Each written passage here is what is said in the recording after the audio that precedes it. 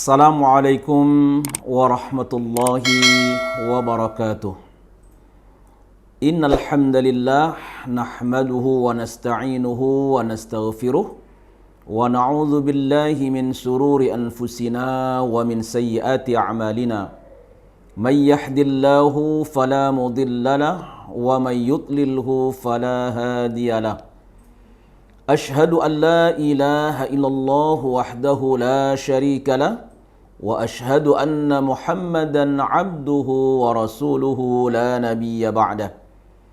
Allahumma salli wa sallim wa barik ala habibina wa syafi'ina Muhammadin wa ala alihi wa sahbihi ajma'in, amma ba'du.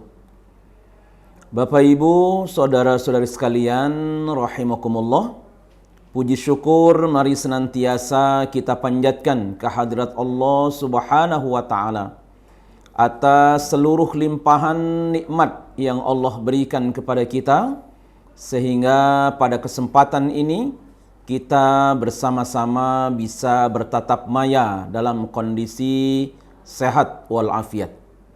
Mudah-mudahan beriring ridha Allah Subhanahu wa taala, apa yang kita lakukan pada kesempatan ini betul-betul oleh Allah dijadikan sebagai tambahan dari amal ibadah kita.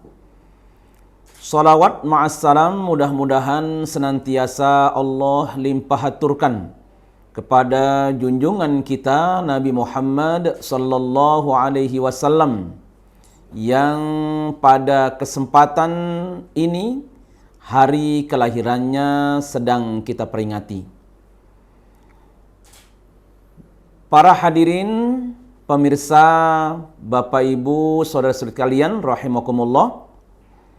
Ya, terkait dengan peringatan Maulid Nabi, memang di masyarakat terjadi silang sengketa antara yang mengatakan bahwa Maulid Nabi ini boleh dilaksanakan, bahkan ada yang menganjurkan untuk dilaksanakan.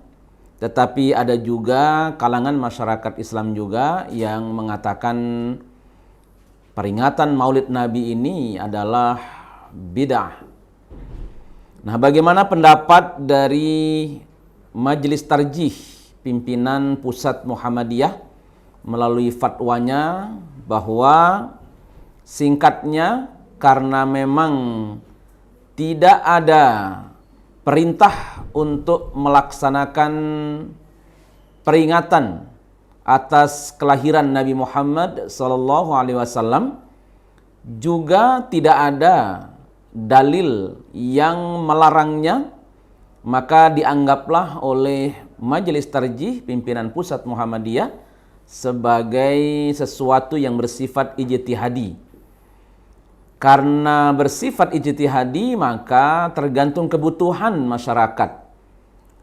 Bila masyarakat membutuhkan, bisa dilaksanakan selama, ini catatannya, peringatan tersebut tidak mengandung kesyirikan dan juga berasaskan pada maslahat. Nah, mudah-mudahan peringatan Maulid Nabi yang kita laksanakan dengan pengajian ini adalah bagian dari upaya kita untuk mengambil manfaat dan maslahat dari peringatan Maulid Nabi sallallahu alaihi wasallam. Para pemirsa, Bapak Ibu, saudara-saudari sekalian rahimakumullah. Begitu banyak versi dan manfaat serta hikmah terkait dengan peristiwa kelahiran Nabi Muhammad sallallahu alaihi wasallam. Tapi dalam kesempatan ini saya hanya akan menguraikan, mudah-mudahan uraian ini ada manfaatnya. Saya mengambil pokok kajian ini pada surah Al-Maidah ayat 15. Nah, mudah-mudahan dari surat ini kita bisa mengambil manfaat dari peringatan Maulid Nabi ini. A'udzu billahi minasyaitonir rajim. Bismillahirrahmanirrahim. Ya ahlal kitabi wahai ahlul kitab. Maknanya adalah orang-orang yang telah diberikan kitab oleh Allah Subhanahu wa taala. Kala itu tentu adalah orang-orang Yahudi dan orang-orang Nasrani, karena merekalah yang diberikan kitab oleh Allah. Sementara orang-orang Arab pagan, orang musyrik, tentu mereka tidak memiliki kitab. Jadi ketika disebut ya ahlul kitab, maknanya adalah orang-orang Yahudi atau orang Nasrani. Qad ja'akum rasuluna, telah datang kepada kalian utusan kami, kata Allah. Yubayyinu lakum katsiran mimma kuntum tukhfuna. Di mana utusan kami ini telah banyak menjelaskan kepada kalian dari apa-apa yang telah kalian sembunyikan. Minal kitabi, dari kitab yang kalian punya. Jadi orang-orang Yahudi, orang-orang Nasrani ini menyembunyikan kebenaran yang ada dalam kitab suci mereka.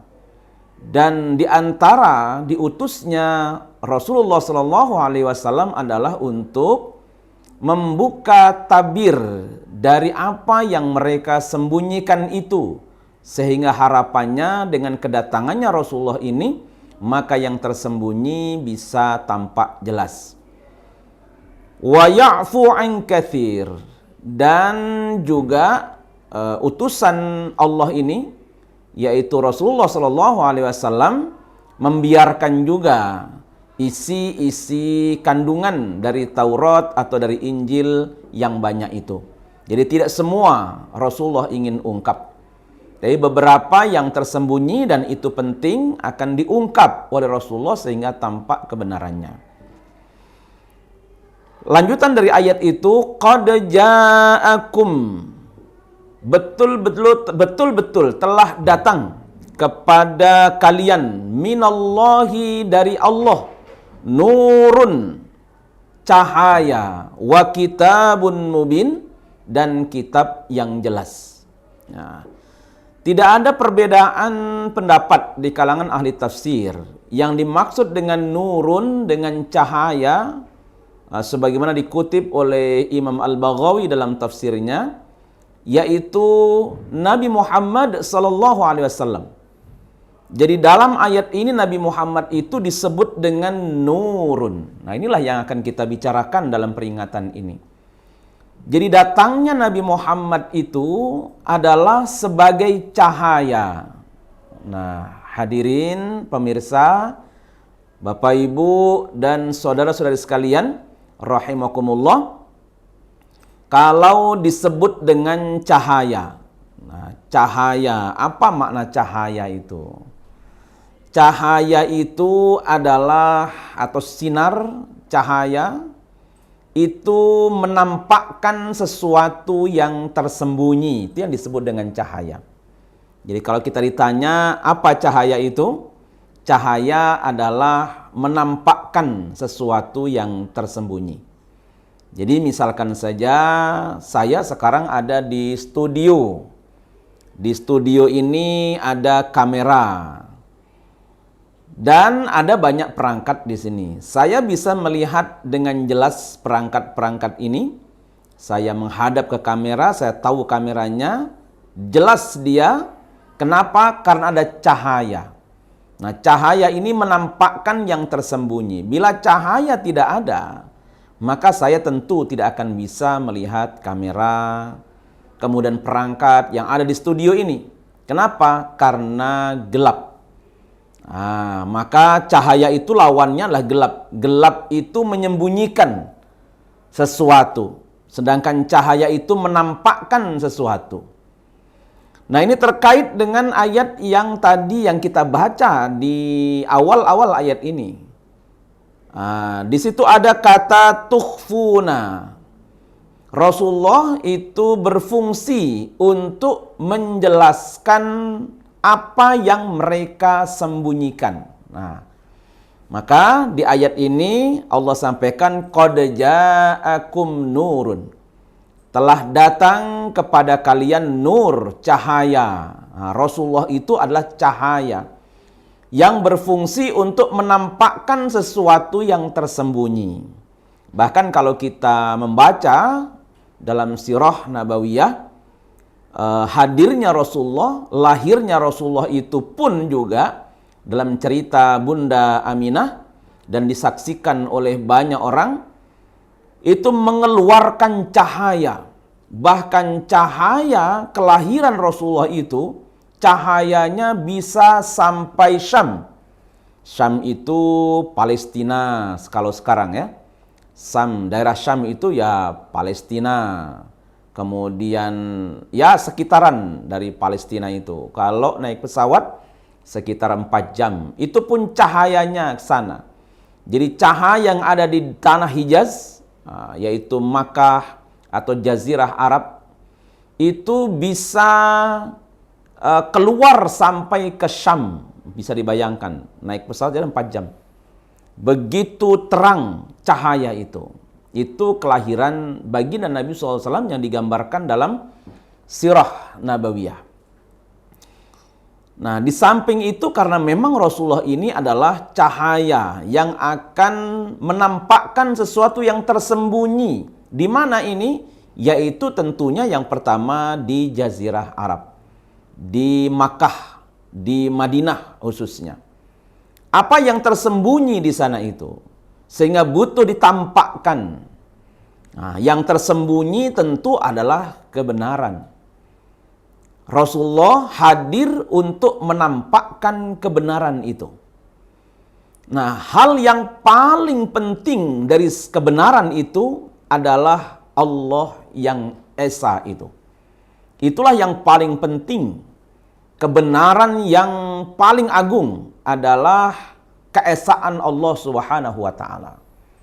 Kita memahami bersama-sama bahwa Makkah dan Madinah atau Yasrib zaman itu atau sekitaran dari Makkah dan Madinah pada abad ke-5, abad ke-6 adalah puncak kerusakan mereka ini. Nah, tentu kerusakan mereka ini diakibatkan oleh perbuatan syirik yang mereka lakukan. Sehingga Makkah Madinah disebutnya dengan masa jahiliyah, masa gelap, masa kebodohan, masa di mana kebenaran tertinggi, yaitu keesaan Allah itu tersembunyi. Maka diutuslah oleh Allah Nabiullah Muhammad SAW dengan sebutan nurun, cahaya. Cahaya yang akan menampakkan kebenaran tersebut. Nah, dalam tempo waktu yang tidak terlampau lama, betul-betul tanah Makkah, Madinah, dan sekitaran kota Makkah, Madinah menjadi satu daerah yang betul-betul terang benderang, yang tidak pernah diperhitungkan oleh Romawi dan Persia sekalipun. Ini bisa menaklukkan Romawi dan Persia, sehingga sontak dengan tauhid yang dipegang oleh penduduk Makkah dan Madinah, maka peradaban umat pada masa itu luar biasa tinggi. Nah, inilah fungsi beliau. Tentu bagi kita khususnya warga Muhammadiyah, di mana Kiai Haji Ahmad Dahlan ketika mencita-citakan dengan organisasi yang didirikannya adalah supaya seluruh warga Muhammadiyah ini hidup sesuai dengan cara hidup Rasulullah SAW. Karena hanya dengan itulah masyarakat utama, masyarakat yang sebenar-benarnya baldatun thayyibatun itu akan terwujud. Nah, ini tantangan besar buat kita di peringatan Maulid. Tentu bukan hanya memperingati kelahiran beliau, tetapi kita melihat fungsi dari beliau dilahirkan oleh Allah, diutus oleh Allah ke muka bumi itu. Itu yang paling penting. Kita harus meneladaninya. dalam seluruh aspek kehidupan kita, baik duniawi maupun ukhrawi, baik individu maupun sebagai masyarakat, baik sebagai pribadi maupun sebagai anak bangsa ini. Untuk bersama-sama dengan semangat Maulid Nabi, mencontoh apa yang dilakukan Rasulullah, bisa mengukir prestasi sebagaimana Rasulullah diutus oleh Allah untuk mengeluarkan masyarakat dari kegelapan menuju kepada cahaya itu. Jadi Bapak Ibu, saudara-saudari sekalian rahimakumullah, ini menjadi penting buat kita. Bukan hanya kita mengidolakan pribadi tanpa kita mengimani apa yang dibawa oleh beliau.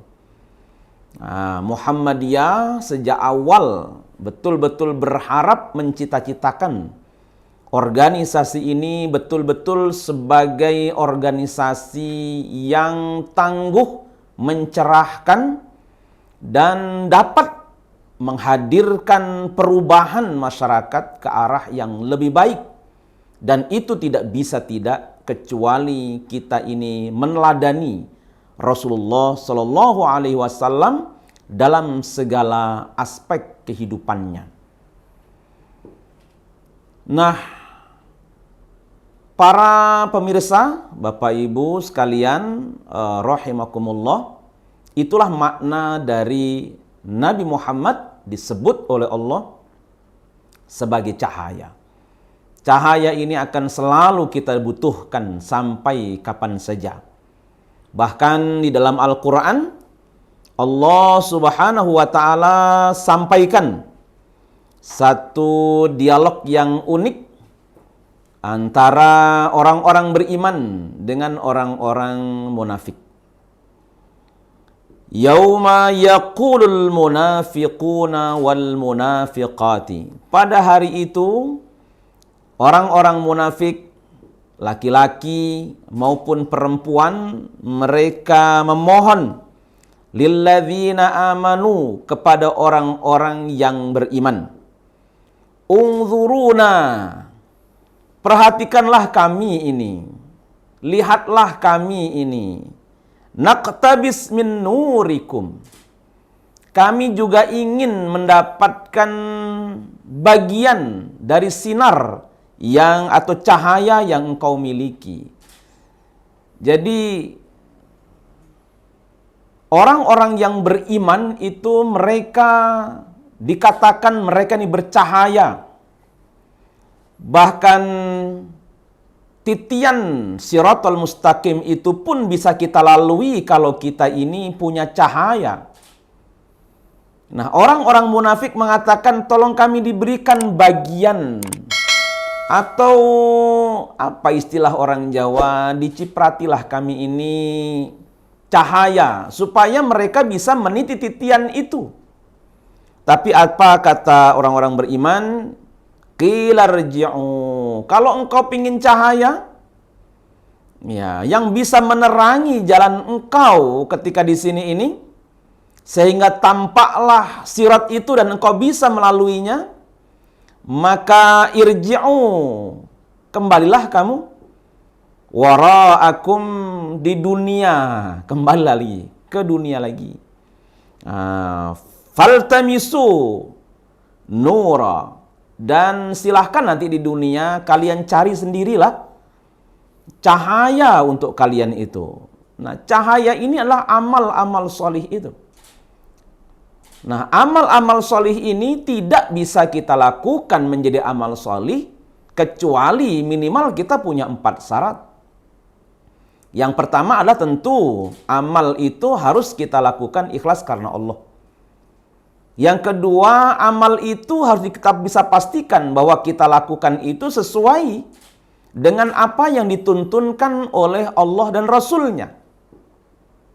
Dan yang ketiga, tentu amal soleh itu harus mengandung manfaat yang besar bagi masyarakat. Dan yang keempat, amal tersebut itu setiap hari, setiap kali dilakukan, itu semakin hari semakin baik. Nah, inilah yang dimaknai dengan amal solih. Amal solih yang akan menjadi cahaya. Nah, maka tidak bisa tidak kalau begitu kita harus meneladani Rasulullah Shallallahu Alaihi Wasallam. Karena beliau itulah yang oleh Allah utus dianggapnya sebagai cahaya. Nah, di ayat yang lain yang biasa kita sering dengar, laqad kana lakum fi Rasulillahi uswatun hasanah liman kana yarjullahi wal yawmal akhir wa dzakarallaha katsira. Jadi inilah para pemirsa yang dirahmati oleh Allah Subhanahu wa taala. Maka memperingati Maulid Nabi adalah semangat buat kita untuk meneladani Rasulullah, mengikuti tuntunan-tuntunannya dengan istiqomah. Maka mari bersama-sama kita pelajari kembali apa yang dibawa oleh Rasulullah SAW dan kita terapkan sekuat kemampuan yang kita punya. Dan kita di organisasi Muhammadiyah ini, maka organisasi ini bisa mewadahi kita untuk bisa lebih produktif kita di dalam meneladani Rasulullah SAW kaitannya kita dalam beramal solih itu. Nah, mudah-mudahan peringatan Maulid Nabi pada tahun ini betul-betul bisa mendorong kita untuk mempelajari kembali apa yang dibawa oleh Rasulullah. Karena beliau adalah cahaya yang menyingkap sesuatu yang tersembunyi. Maka ketika kita mengikuti Rasulullah, semuanya akan terang benderang. Sehingga kita mampu membedakan mana yang benar, mana yang salah. Tanpa cahaya itu, kita tidak akan mampu untuk membedakan mana yang benar dan mana yang salah. Pada saat itu, maka kerugian besar kita hidup di dunia ini karena kita membutuhkan cahaya, yaitu amal solih, nanti kelak di akhirat, agar kita bisa selamat. Mudah-mudahan ada manfaatnya sedikit apa yang kami sampaikan. Dan sekali lagi tetap semangat dan tetap istiqomah untuk meneladani Rasulullah Sallallahu Alaihi Wasallam. Assalamualaikum warahmatullahi wabarakatuh.